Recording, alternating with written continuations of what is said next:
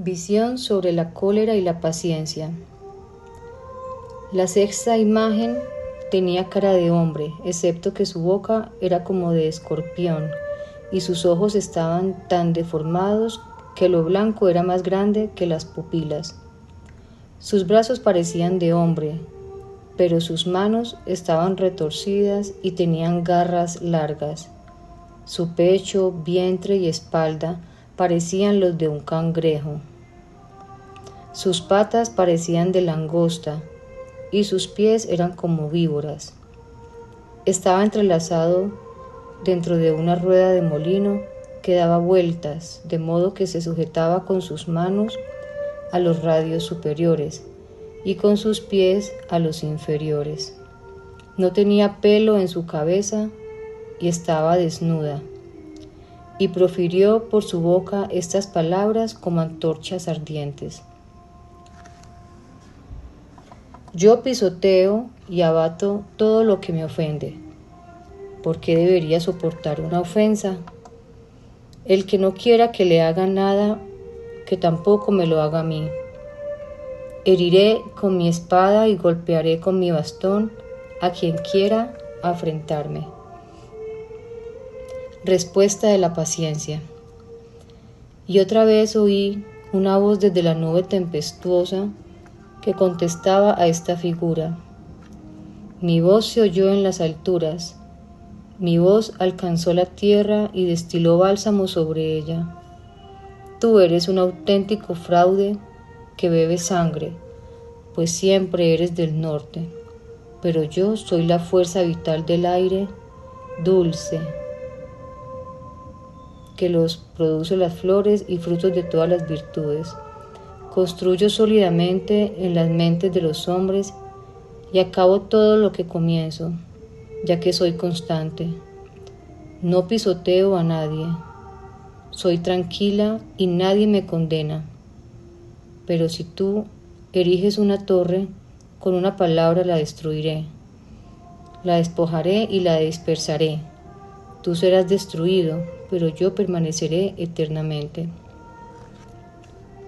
La cólera, su comportamiento y su sentido. La sexta imagen designa la cólera, que está cercana a la pereza, porque la pereza atrae desaprobación y entonces enciende el fuego de la cólera en la tentativa de quemar y consumir aquellos reproches. Esta imagen tiene la cara de un hombre. Nace en el hombre porque el hombre conoce el mal. Su boca es la de un escorpión, ya que amenaza de muerte, como la picadura de un veneno mortal. Sus ojos están tan deformados que lo blanco es más grande que las pupilas, porque la rabia muestra más la virulencia del furor que la rectitud de la tranquilidad.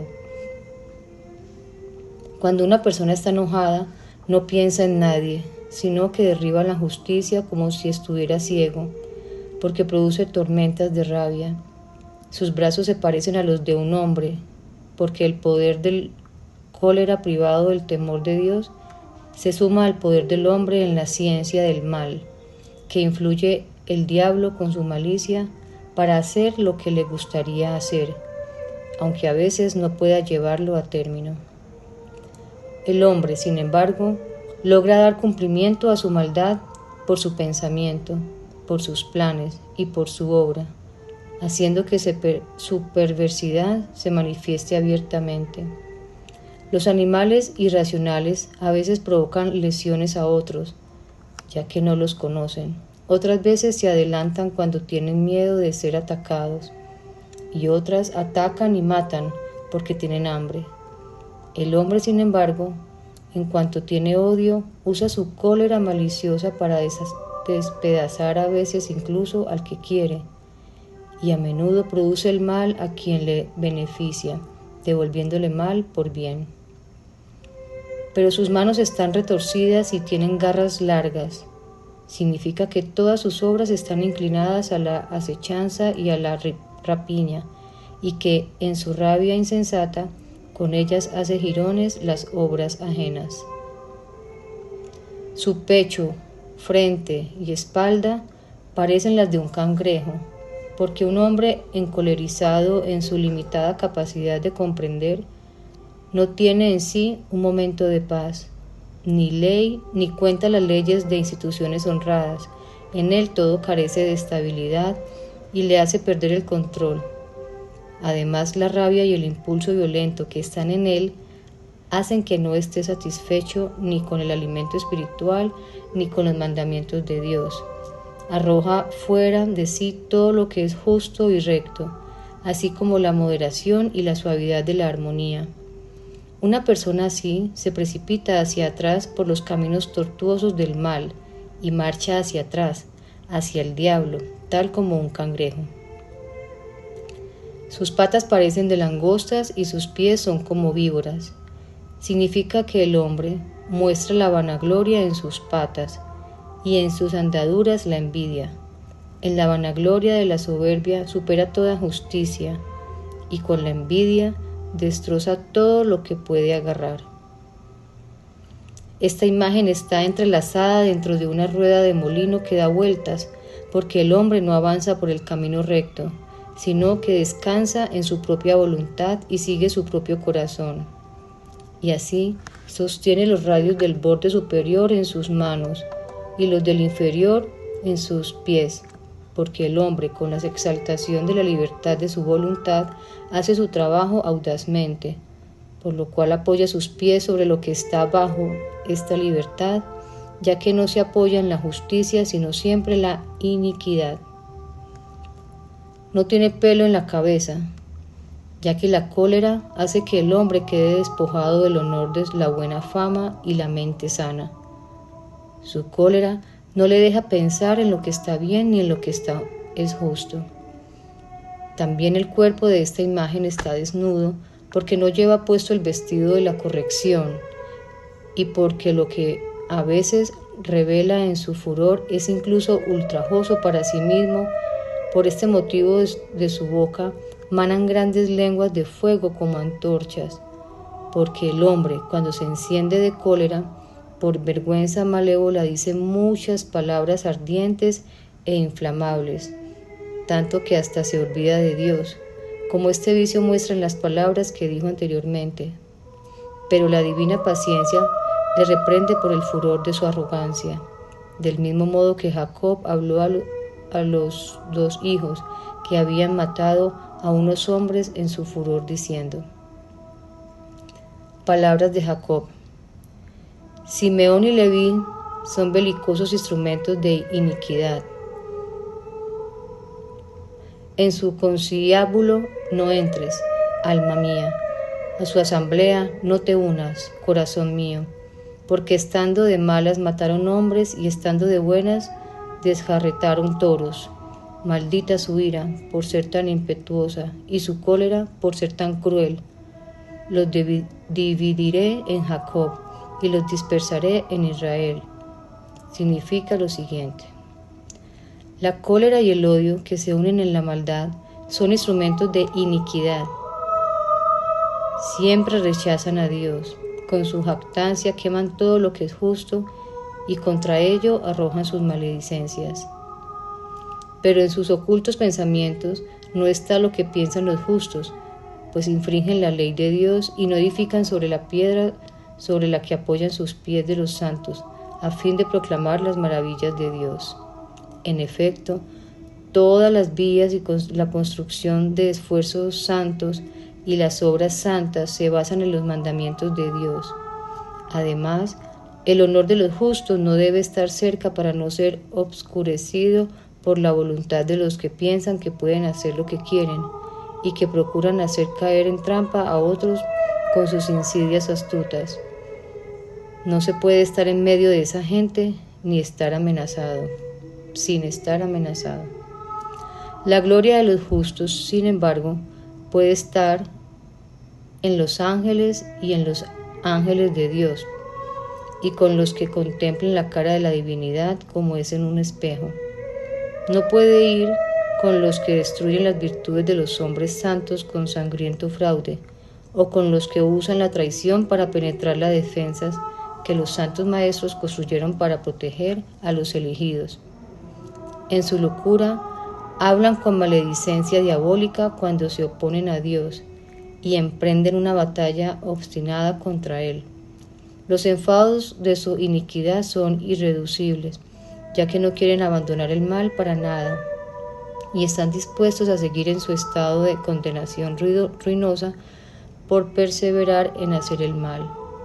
Por eso se les dispersará entre aquel pueblo que incluso los oprimirá, al punto que tratarán de esconderse como la serpiente en la cueva, ya que completamente exhaustos apenas pueden respirar, y se dispersarán entre los que reconocen a Dios, no para compartir con ellos la felicidad, sino para que la paja que son sea ignominiosamente separada. En efecto, ya que no siguen a Dios, por esta razón, Él les entrega al olvido, y no tendrán ni prosperidad mundana ni felicidad espiritual.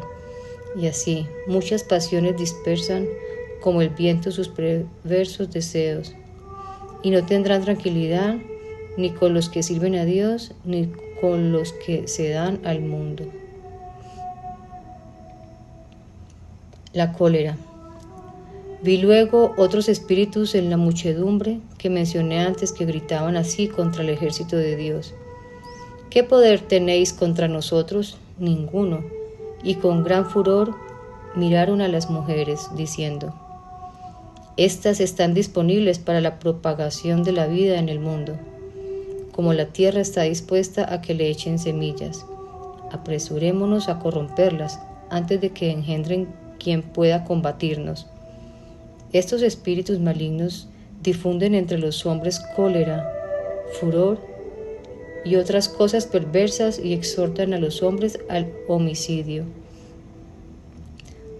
Penas de purificación de las almas de los que pecaron de cólera con odio, razón del castigo.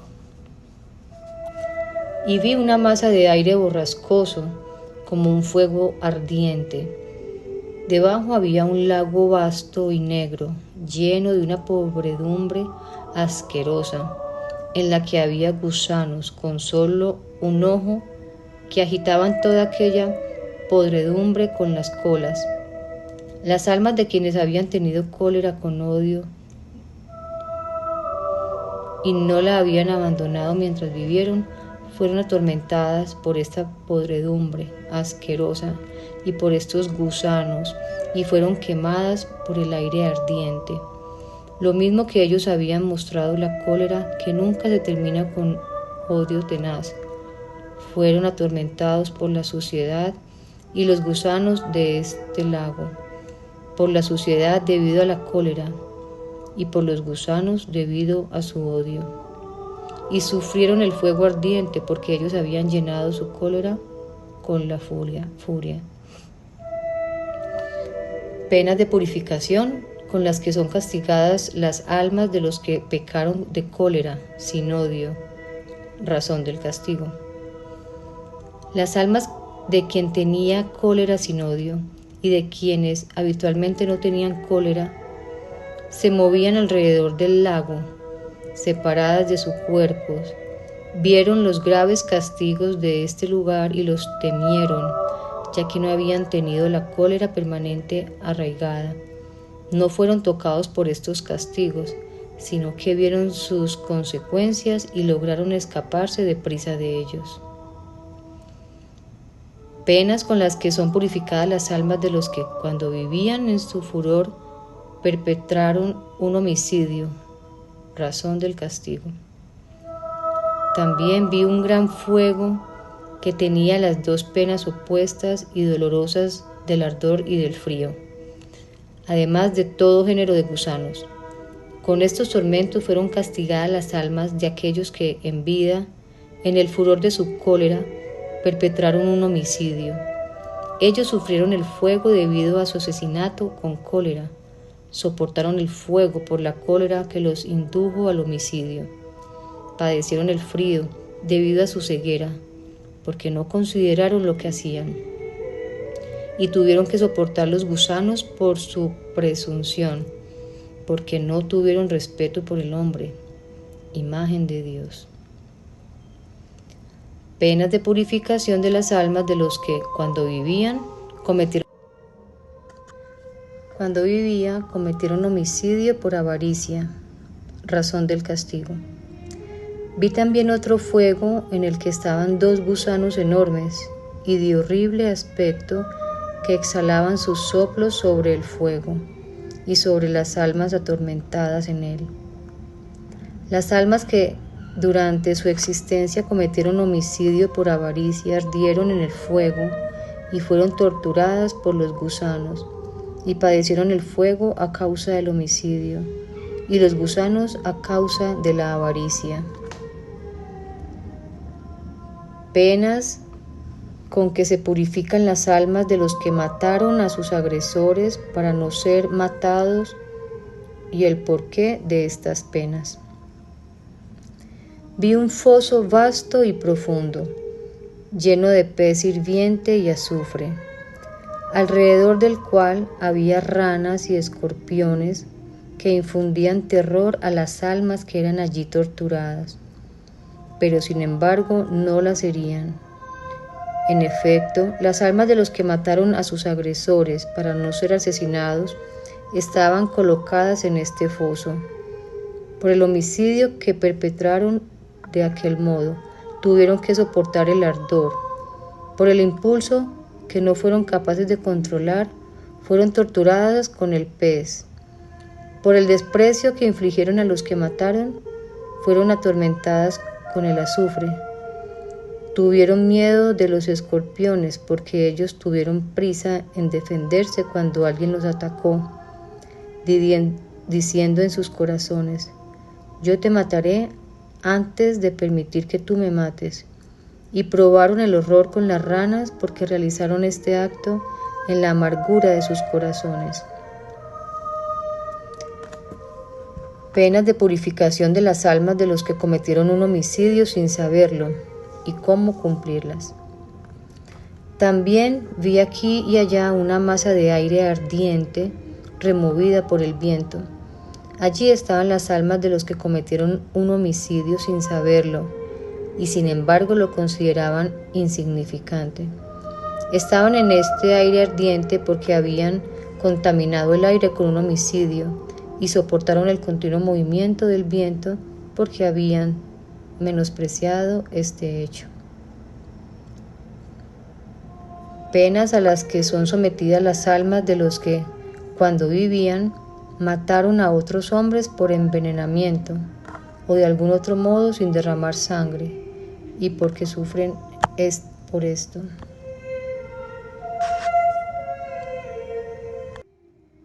Luego vi un fuego grande y resplandeciente en el que había horrorosos gusanos con hocico de puerco que agitaban todo aquel fuego.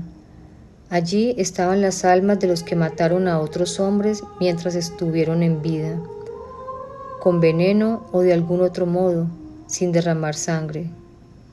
Ardían en este fuego resplandeciente, ya que ellos trajeron la muerte a otros por medios ocultos, y fueron atormentadas por los gusanos con hocico de puerco por el veneno con que cometieron el homicidio.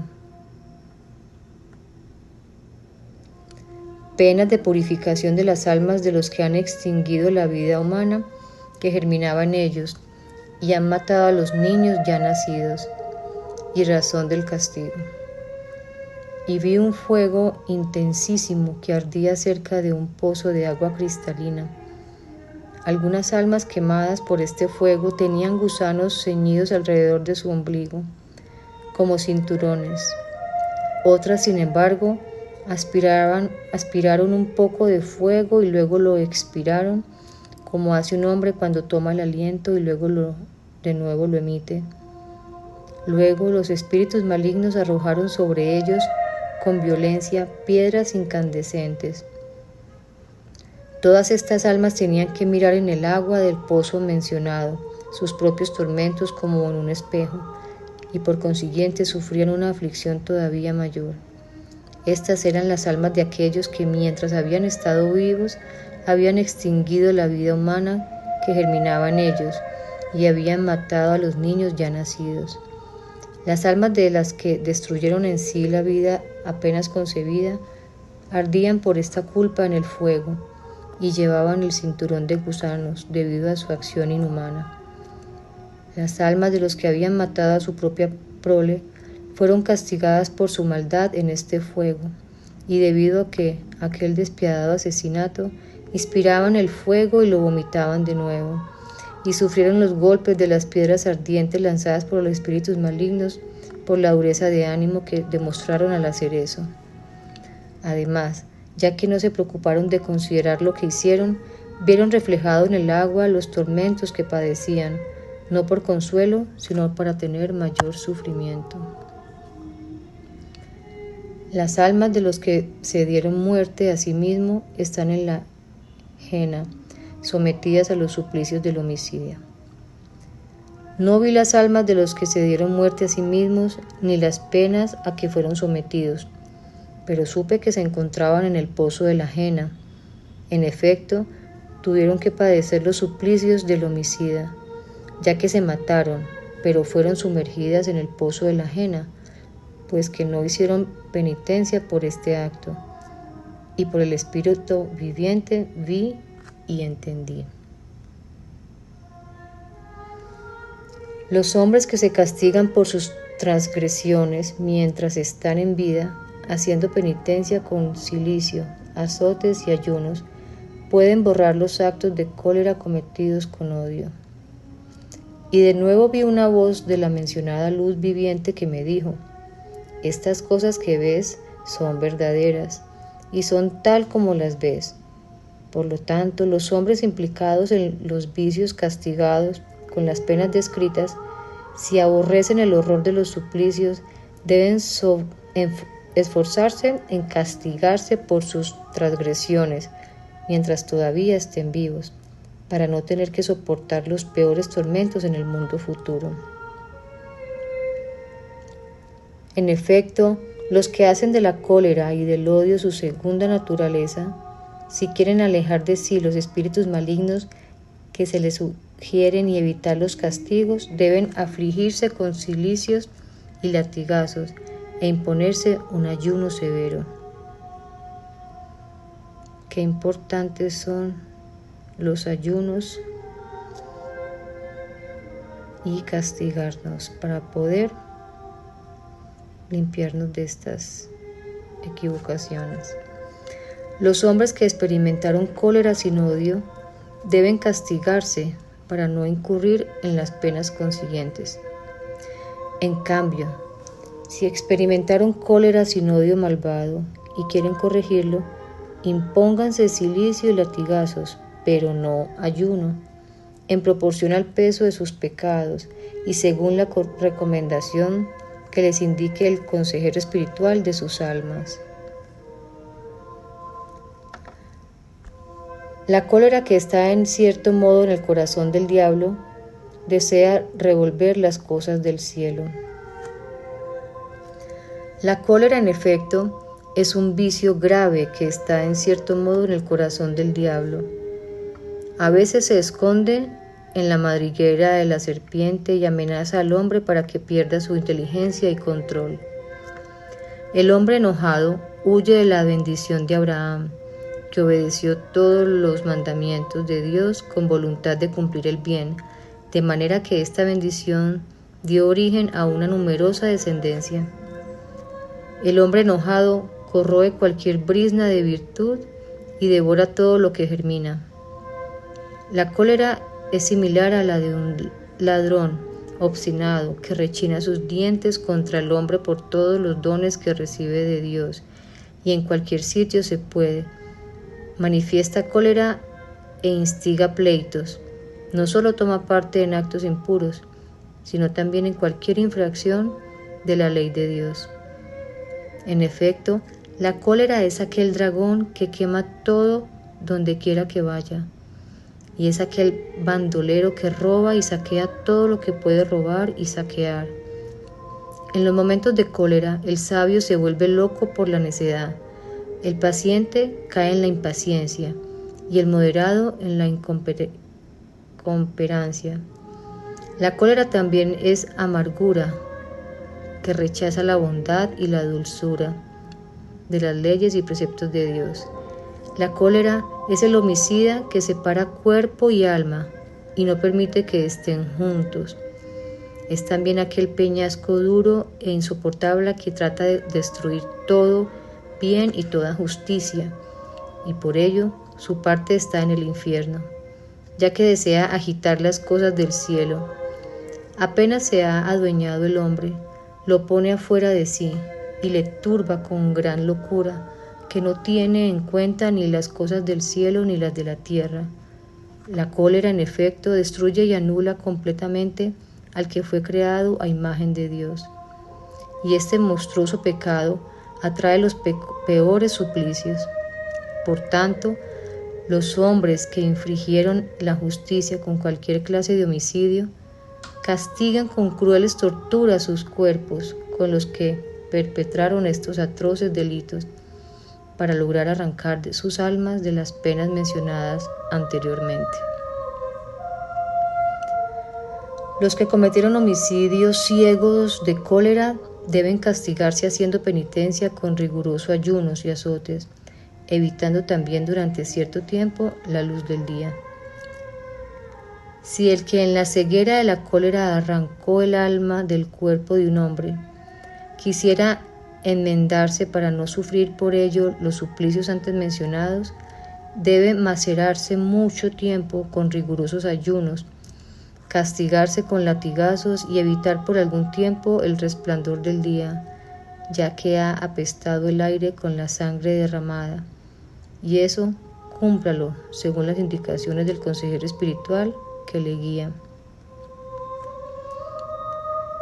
El que mata a un hombre por avaricia, castigue su cuerpo con ayunos y latigazos, evitando durante cierto tiempo el contacto con los hombres. Si el que separó el alma y el cuerpo de una persona porque se encendió con la avaricia quiere evitar los tormentos antes mencionados, debe emprender prolongados y severos ayunos y azotarse con dolorosos golpes de látigo durante un periodo largo de tiempo. Debe evitar la comunidad con los hombres y vivir cierto tiempo una vida solitaria. Hágalo en la justa medida según su justicia. Quien mate a un hombre que quiso matarlo, previendo su muerte, castíguese con penitencia y ayunos adecuados, menos severos, sin embargo, que los precedentes. Si el que mató a una persona porque creyó que el otro iba a matarlo, quiere liberarse del castigo de este pecado, debe castigarse con ayunos, aunque un poco menos rigurosos que los que de los casos anteriores, según recto juicio y en proporción a su culpa. Quien llevó a un hombre a la muerte sin saberlo, purifíquese haciendo penitencia con ayuno, pero menos severos. El que cometió un homicidio sin saberlo, si tuviera horror de las torturas descritas y deseara evitarlas, impóngase ayunos para dar satisfacción a la justicia, pero más breves y ligeros, ya que su voluntad no ha estado implicada en este pecado. Quien mató a un hombre envenenándolo o de algún otro modo sin derramar sangre, aflíjase en penitencia con rigurosos ayunos, azotes y cilicios, incluso evite por algún tiempo el contacto con los hombres. Pero el que hizo morir a otro hombre con veneno o de algún otro modo sin derramar sangre, si quisiera sustraerse de los tormentos debido al pecado cometido, emprenda por largo tiempo rigurosos ayunos y azotes con severidad, incluso atormentándose con el cilicio y durmiendo sobre ceniza. Evite la compañía de los hombres y lleve vida solitaria en el bosque durante este tiempo. Las mujeres que destruyen la vida humana, que germinan en ellas, acepten como penitencia ayunos y azotes. Las mujeres que destruyeron la vida humana, que germinaba en ellas, y por tanto la condición material de una persona, sométanse a auténtica penitencia por severos ayunos y dolorosos latigazos, para poderse sustraer a los castigos descritos anteriormente. Los que lleven a la muerte a sus hijos nacidos, aflíjanse con severísimos ayunos, azotes y ásperos vestidos, haciendo penitencia en la angustia de la soledad. Los que lleven a la muerte a sus hijos ya nacidos, pecando así de modo más que de bestial, para liberarse de esta condena a la muerte eterna, y castíguense en la aspereza de la soledad con severos ayunos, crueles latigazos y ásperos vestidos, para encontrar el remedio de salvación en la vida futura. Quien se da la muerte a sí mismo, se ha destruido completamente sin consuelo.